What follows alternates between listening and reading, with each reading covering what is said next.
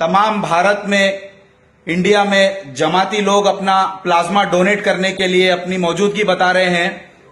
मैं उन तमाम लोगों से आज सवाल करने के लिए अपना वीडियो बना रहा हूं।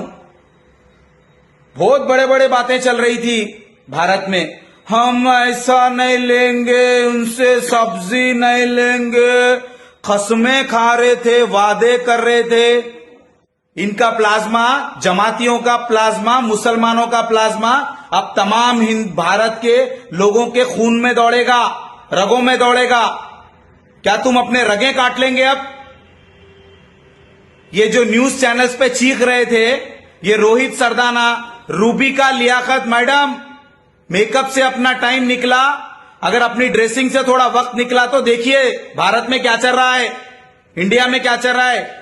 जमाती लोग ब्लड डोनेट करने आ गए हैं, अपना प्लाज्मा डोनेट करने आ गए हैं।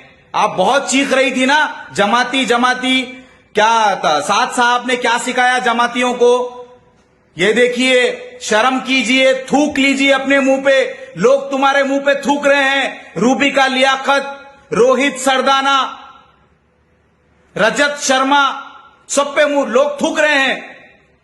जब जमाती हॉस्पिटल से बाहर निकल रहे हैं, पुलिस प्रशासन उन पे फूल बरसा रही है, डॉक्टर्स उनका शुक्रिया अदा कर रहे हैं, पूरा भारत उनका शुक्रिया अदा कर रहा है। हम जमातियों को सलाम करते हैं दिल से।